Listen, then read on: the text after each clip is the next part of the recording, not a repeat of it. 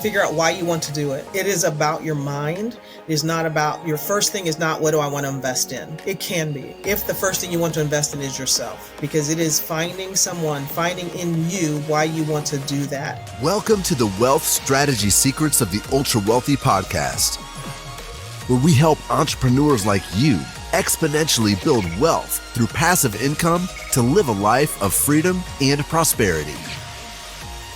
Are you tired of paying too much in taxes, gambling your future on the stock market, and want to learn about hidden strategies for making your money work for you?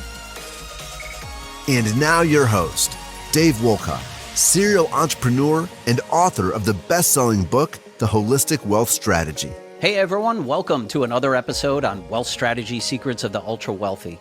Today we have an incredibly inspiring guest who blends purpose, mission, and wealth building into one extraordinary journey.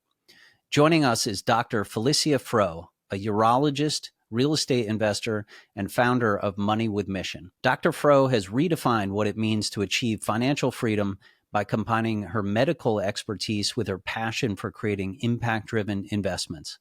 Her philosophy centers on building wealth in a way that not only generates returns, but also uplifts communities and addresses critical social needs. In this episode, we'll explore Dr. Froe's transition from practicing medicine to building a thriving real estate portfolio, her journey of turning financial losses into profound learning experiences, why understanding your why is the key to successful investing, her innovative ventures, including sustainable food supply solutions and real estate projects with a mission to create healthier, more equitable communities. Whether you're a seasoned investor or just beginning your financial journey, Felecia's insights on mindset, purpose, and creating wealth that align with your values are sure to inspire you. If you're finding value in the show, please be sure to subscribe so you don't miss an episode and share it with a friend. And without further ado, Felecia, welcome to the show. Thanks, Dave. Thank you for having me. I appreciate it. It's such a pleasure to have you on the show. I always enjoy our talks, and I think the listeners are going to learn a lot from you. You have quite an interesting background, and especially as it pertains to really building wealth and coming from the medical practice, right, and becoming a physician and transitioning into real estate and how you view wealth and things like that. So that's probably a great place to start, right? Why don't we peel back the layers and kind of start with a little bit of your origin story and, how you got into medicine and, and into real estate from there. Peeling layers, that's always kind of scary. You never know what you're going to find out on the inside of something, right? Like the skin looks good. Let's get into that whole thing and see what it looks like in there. So I grew up, in a pretty middle-class family. Yes, I was born a long time ago. I'm going to admit I was born in the 60s. So I don't know if people aren't watching, I am a Black woman born in the 60s, born in Alabama. So my father, a Black man, he's a veterinarian, educated. His family was also educated, but it was at a time in our country where there was a segregation. There was a lot of stuff going on.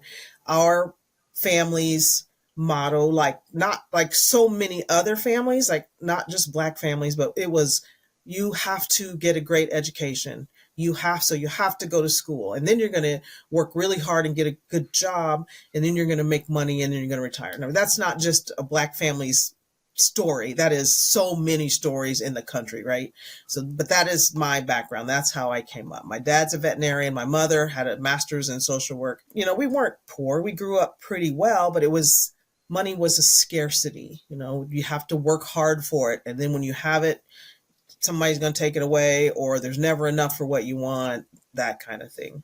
So my pathway in education was, I didn't go straight into medical school. I tried. I went to college at pre-med, decided that I want more out of my life than just to be a doctor. And I couldn't at that time see being a doctor and a mother and having that life. So I went to pharmacy school and did that for a couple of years and realized that was really boring. Nothing against pharmacists, but to me, that was a lot of education, what you ended up doing. Then went back into pre-med, took another year and actually got into medical school. That's a whole story. So that I'm thinking about the risks I've taken in my life. And my dad was so against me dropping out of pharmacy school and going into medicine going to medical school. It says finish pharmacy school, be a pharmacist, then you can pay for medical school if you decide what you want to do. Like, no, I'm not doing that. I don't want to be a pharmacist. I know that today. I'm not finishing something I don't want to do. Took that risk and actually got accepted right away.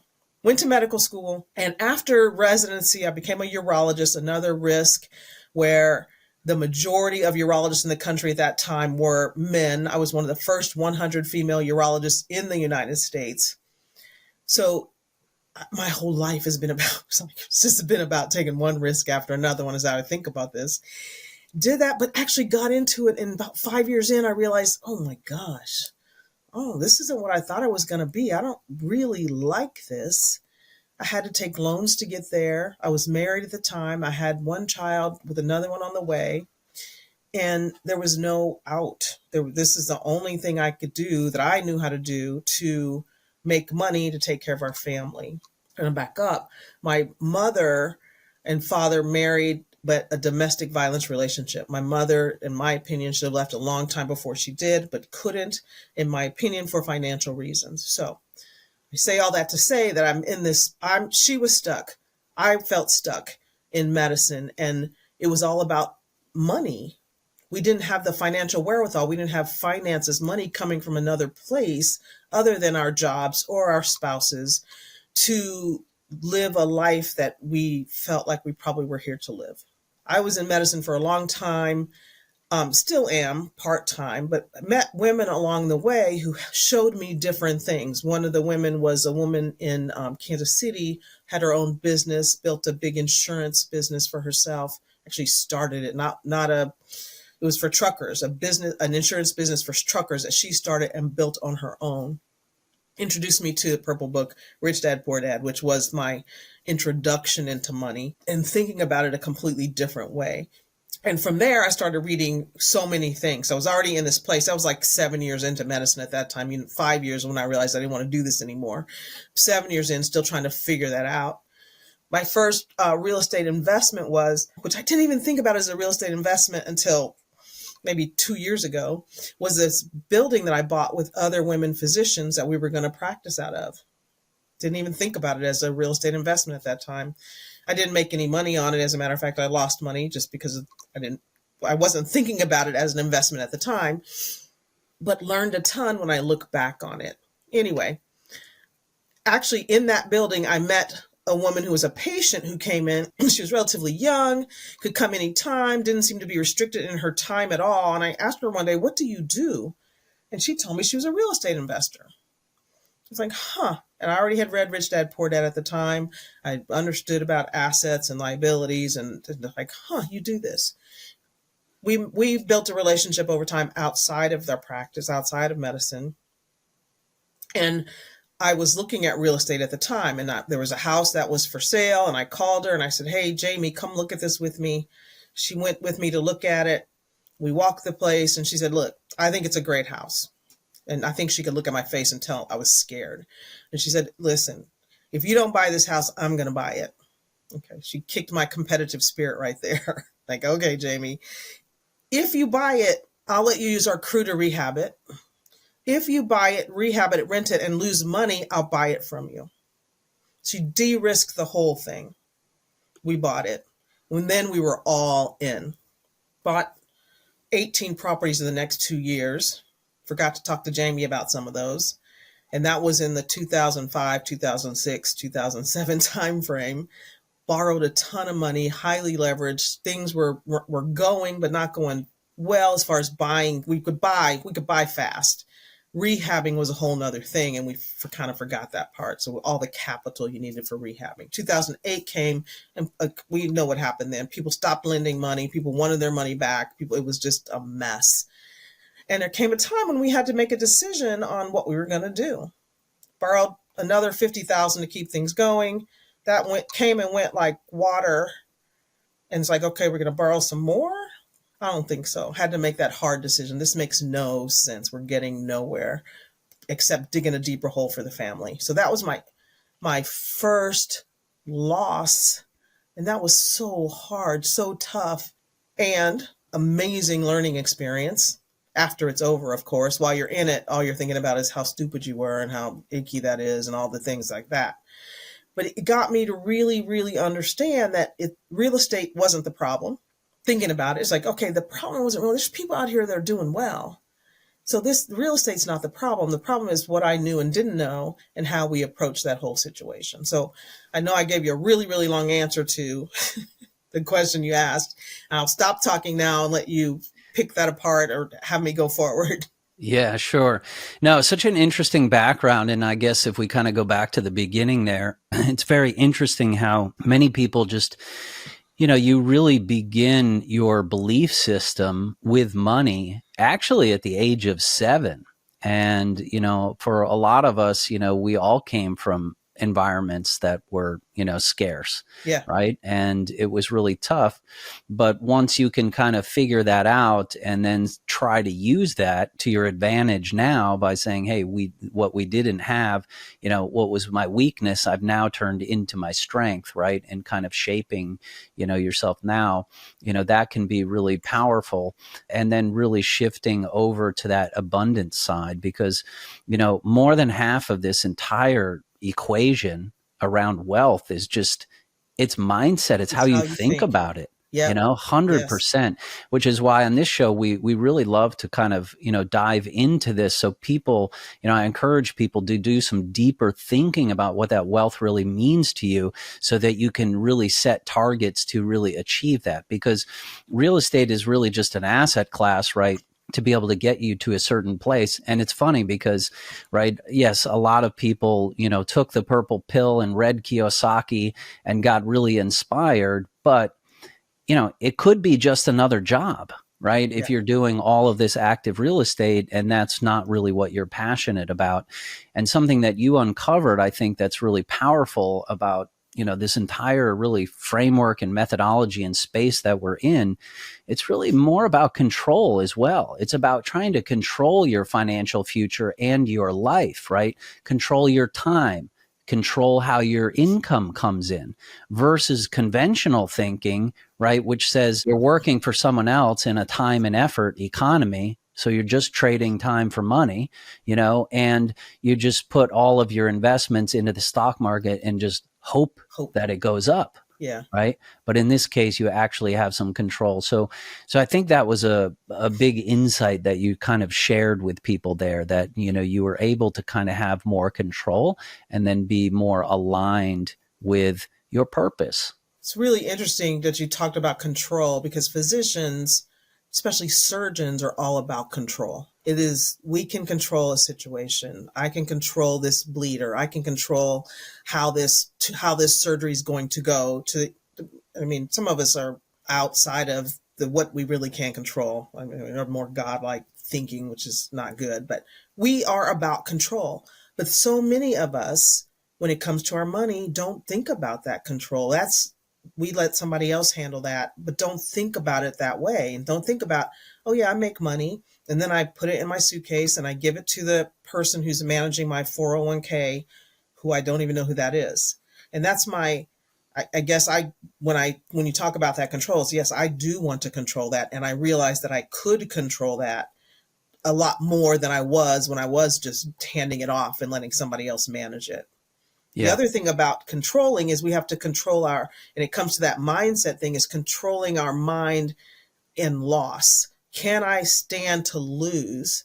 And part of investing is losing. And when you're controlling it and you don't control it well, or you control it the best you can and circumstances beyond what you could control happen, and that thing doesn't do as well as it could have, or you thought it was going to, how do you deal with that? So that's there's so many different aspects in the mindset of money and investing that I think make a lot of people shy away from investing outside of Wall Street, where they actually have to pay attention to what's going on. Yeah, absolutely. Yeah, you hit a great point there in terms of losing, right? And all investing has risk. Even putting your money in the banks actually has risk, Yes. in these days, right? I've had blue chip stocks that were supposedly the safest and, went to zero over a night and there was no recourse. So I think the quicker you realize that all investing has some degree of risk, but then how can you, mitigate that, right? In certain ways. And a lot of that is and this is why we talk about financial IQ and, why, I applaud what you do and your show, and what we're trying to do is trying to help educate people because, that's Warren Buffett's one of his number one rules, right? Is don't invest in something that you don't understand, Exactly. right? But real estate, I think we all can get our heads around that because most of us are living inside of a piece of a real estate. It's quite a simple business. We kind of know how it works. So then just taking it to a larger scale where, you can drive the benefits from it, with depreciation, with passive income, forced depreciation, right? It can be, quite a successful business. Yes. All of those things you just talked about, especially the depreciation, the tax benefits that you can have, that's all controllable. And that's the part about money. 'Cause I think most of us think about just the appreciation side that happens, whether, not necessarily outside of forced depreciation, just time appreciation. That's not really something we can control. Sometimes things go up, sometimes they don't, but all of the parts that we don't have the ability to do outside of real estate. Let me change it that way. So when you're investing in other things, you're counting on it to go up. You can't control it. You have no way to control that at all. It's a hope and a prayer, and statistics show that over time it's going up. It also shows that at times it goes down, and hopefully that's not the place you're ready to retire, because then you're down. So investing is about being able to control things. Whether it's you controlling it yourself because you're the one actively investing, or you're talking to somebody, an operator who is controlling that for you and helping you with that investment, which is for people who have stressful jobs and are doing things that way. I highly recommend that you talk to somebody else who can do that. And the difference to me between investing with an operator and investing on Wall Street is that you have an operator's name in your phone. I was going to say Rolodex, I was dating myself, in your phone. So you can call them when something's not going the way you want, or you don't understand, or you haven't got a communication. You can call and you know who to talk to. Your stock market people don't communicate with you on a regular basis. The only way you talk to them is you call them, or think like you got to call them and you have to have a specific question. Otherwise, they're talking all over your. It's like going to the doctor saying, "I just don't feel good." What am I going to do with that? I don't know what to do with I don't feel good. I've got to get some specifics into what you don't feel good about, or what doesn't feel good on you. And same thing with talking to your stock guys. Like I don't feel good about the stock market. Well, what does that mean? And if you don't have the time to actually get into it, they're going to answer your question in a very general way, which isn't going to help you. Whereas if you're invested in an apartment complex, or you're invested in a house, or you're invested in a business, and you've done it through an operator, you get to call them and go, "Hey, I don't understand." And if that person is really good and you've built that relationship with them, they're going to help you. It's like, "Okay, what don't you understand?" "I don't know what I don't understand, but I don't get what's happening." They spend the time with you on the phone to get to the bottom line, just like if you were at your doctor's office. It is their job to stay on the phone with you, sit in a meeting with you until they understand what you don't understand, and then help you understand. I hope that makes sense. Hey, it's Dave Wolcott here. Let me ask you something. Are you tired of the same old financial advice that leaves you spinning your wheels? If you're ready to discover the real secrets the ultra wealthy use to build unstoppable wealth, then I've got something just for you. My new book, The Holistic Wealth Strategy, is your ticket to learning the proven strategies that the top 1% don't want you to know. This book isn't just about money. It's about building a life of purpose, freedom, and lasting impact. And I want to give you a free copy. Visit holisticwealthstrategy.com and get yours today. It's time to level up your financial game and create the future you deserve. Yeah, makes sense. And I think just to highlight another point for the listeners, that's really interesting versus conventional theory, right? Which is this accumulation theory that Wall Street, right, talks about, right? Which is we're going to save up all of these assets in your qualified plans, and we're going to save this big nest egg until retirement, and then we're going to withdraw 4% a year, right? Mm-hmm. And start to kill your golden goose. Well, why not create income now in your life, whatever age you are? So even if you have some passive income coming in, maybe you start with paying off the mortgage, right? And you have enough income to pay that off, right? And then the next thing, maybe you start to have like some lifestyle or something. So you could actually start living some of that freedom right now.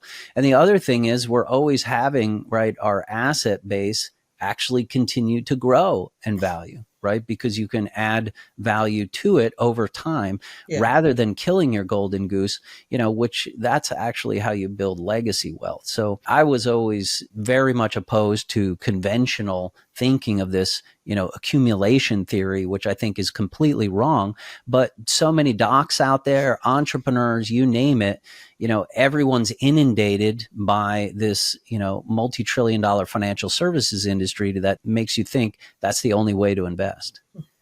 I agree. I 100% agree. It is about, again, the accumulation is controlling, but it's controlling what you're buying, and somebody else is actually controlling that and making the money off of it. And then you get to withdraw it when you retire at whatever age the government says you can retire.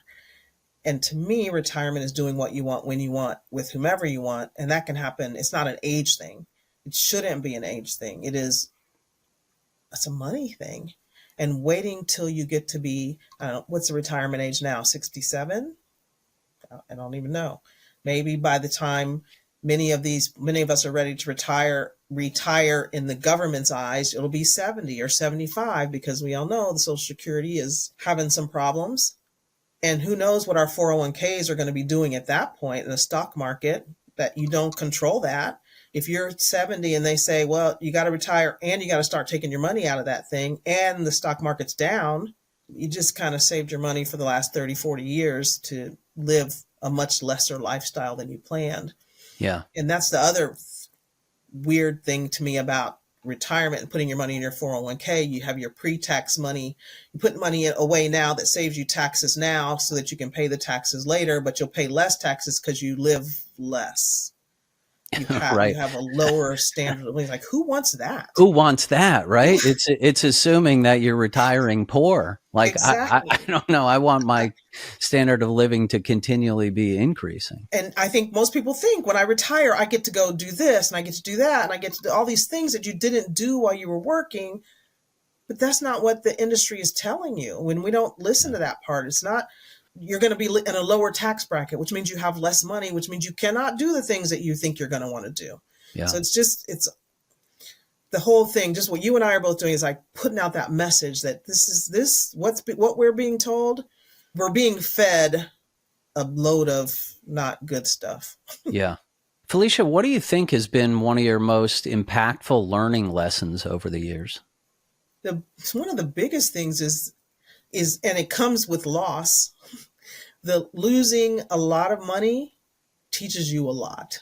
And I don't know that everybody needs to lose a lot of money to learn a lot, but that's when I've learned the most. And it's learned a lot about myself, my resilience, and how I can take that and come back, and then realize going forward, when I start thinking about investing in something, one of the first things I think when I look at an investment is like, okay, can I afford to lose that? If that happens, if this goes completely the wrong way, what will happen to me? I'll be okay. All right, let's look at it a little harder and see what's the likelihood that that's going to happen. And then it really is to me about that whole loss thing. Can I stand to lose it? And if I can, then let's look at it harder and see if that really would happen. And can I move forward with this whole investment thing or that person? It really is, to me, about investing in people, who's running a thing, and not necessarily the thing itself. Does that make sense? Yeah. So yes, apartment complexes are beautiful. and we want to invest. I want to own part of that, or the mall or whatever. But I don't want to run the investment. I don't want to make sure that everybody's paying their rent. I don't want to do that. So I want to invest with Dave, because Dave's doing that, or Dave's got a team that's doing that, and Dave's managing that. And I know Dave, and I know that Dave, I can trust Dave, and I know that he's going to take care of it. I know he's going to treat my money like it's his money and make sure I get my money back with as many babies as he can get me. Yeah. Yeah, totally concur. Understanding that, again, you are going to lose at some point. If you haven't, you will lose, some money in your investing career. And, learning about that experience should always be more powerful, right? So, trying to take that forward into, how can you become a better investor? And I think at the end of the day, we're all trying to become better investors. We want to increase our financial IQ, be smarter so that we're taking less risks, being prudent and judicious. And, it's tough out there, right? It's a tough market. It always has been, but that's kind of the state of it. And I think once you realize that, then you can manage, your risk tolerance better. And I think people should really look at, in our mastermind, for instance, we actually walk through investor DNA, right? And really trying to get people to understand their risk tolerance, how their preferences and how they're aligned, to what asset class. And then you can make decisions, again, that align to control and are more bespoke for you. Yeah. I had just another story about that. I had one of my members of our community, Jessica, had a deal she was looking at. It was buying just a lien on a property. It was $2,500. Jessica's a physician. And we spent, I don't know, half hour, 45 minutes on the phone talking about it and what she was going to do with it, if she actually got it, and all these. There was a lot of stuff. And the bottom, when we got to the end, I was like, okay, Jessica, we keep talking about this, but could you stand to lose $2,500 if that whole thing went south? Yes. Go. Just do it. Yeah. And it was like one of our first investments. So I get it. When you're first putting your toe in any, it's just scary. Any amount of money is scary. I could lose it. I could do something stupid. If you could afford to lose it and your life's not going to change and you've got a plan, go. Guess what? Yeah. 6 months later, she made $30,000. Yeah. Yeah. And that comes back to the mindset piece too, as well. So, Felecia, what type of assets do you really focus on? The ones that make money. Well said. Love it. I currently invested in, we have real estate, and right now I'm actually divesting of my single family. I had a single family portfolio that I'm selling off right now because I'm just kind of tired of dealing with those. No, I didn't deal with it on my own. I have a lot of physician friends who, when they think about real estate, they think about buying a house, managing the thing, getting the renters. Like, you don't want to do that. I had a management company and I still don't want to do that anymore. That was 10 years of that, selling those all off. And now getting money into, actually, believe it or not, other single family houses, but renting them to an organization, a sober living community.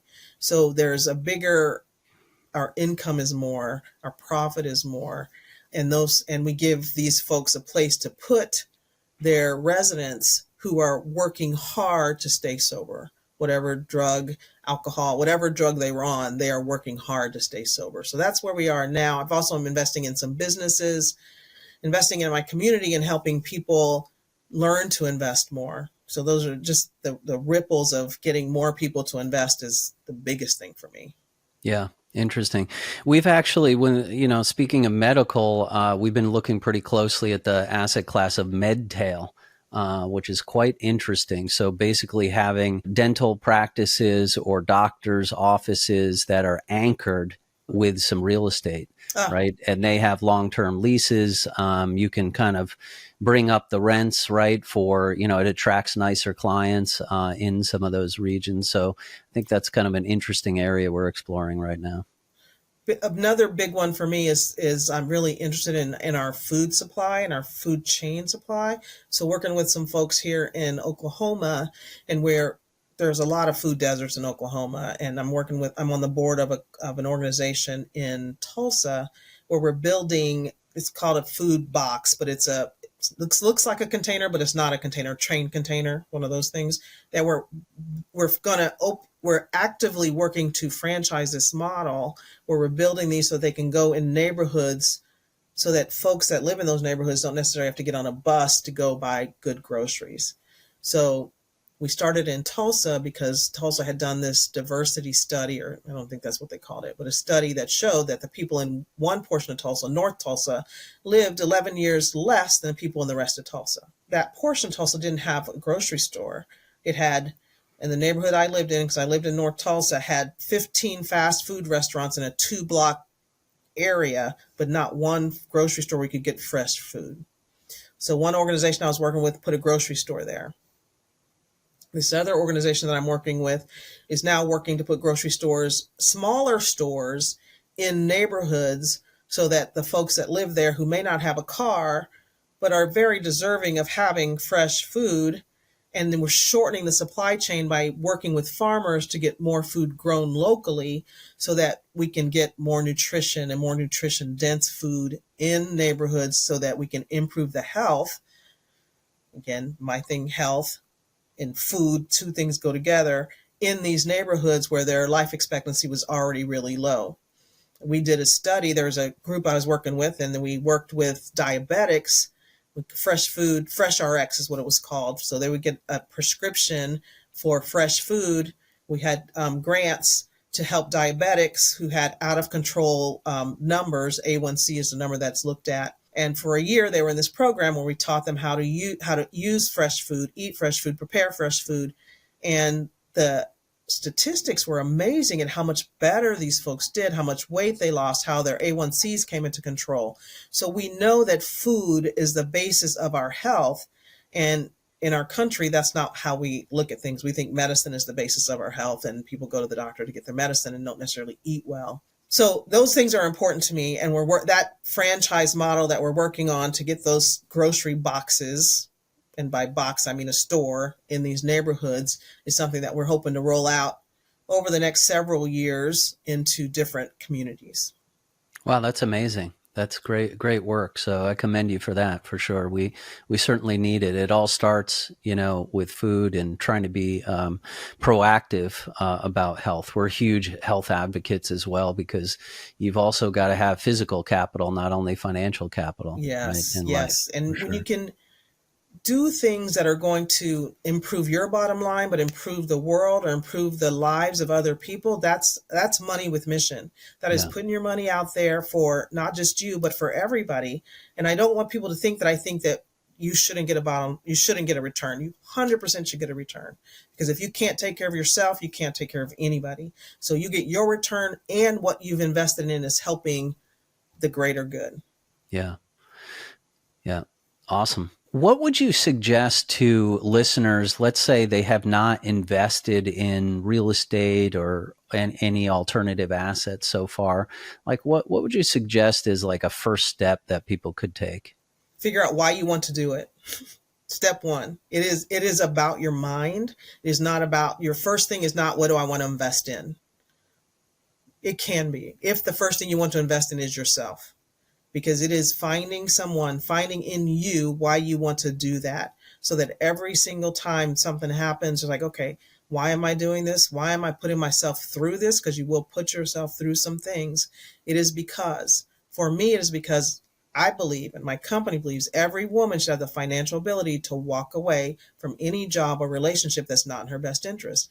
It makes me get up every day when I don't even want to deal with the world. But this has got to change. It took me a while to get there. It took a long time for me to get to be able to say those words that succinctly. When I go back and look at things I've written and read over time and how I put things together in my life, it's been my thing. It's been my mission all along. So figuring out your why you want to do whatever it is you want to do in your life, will keep you going. Then once you got that, and if you think you already have that, that's great. Find somebody to help you. It is not about going out there and doing it on your own. You can. I promise you will lose way more than if you actually invest in having somebody help you, and someone who's already made those big mistakes, has learned those financial lessons. You'll learn your own. You don't have to learn the ones that somebody else can help you not have to live through. Yeah.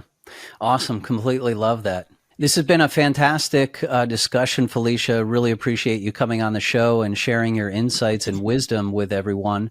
If people would like to connect with you or follow you, what is the best place? We're on all the platforms, Instagram. I might even have a TikTok. I'm not 100% sure.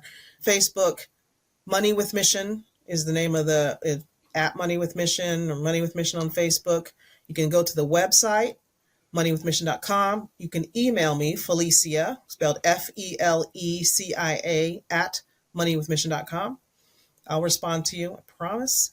And when you get it, you'll get my phone number and you can call me, text me. Texting's better because you know how people don't answer the phone with numbers they don't recognize. I don't either. So send a quick text. Let's have a conversation. I love talking about what people are looking to accomplish in the world. I think that what gets missed is so many real estate investors or so many investors are looking to make the world better and not just themselves. When you really got to your why, you'll see that it is about something outside of you. It really is. And that's what helps everything get better. I'll just leave it there. Awesome. Really appreciate it. Thanks again. Thanks, Dave. Thanks for listening to this episode of Wealth Strategy Secrets. If you'd like to get a free copy of the book, go to holisticwealthstrategy.com. That's holisticwealthstrategy.com. If you'd like to learn more about upcoming opportunities at Pantheon, please visit pantheoninvest.com. That's pantheoninvest.com.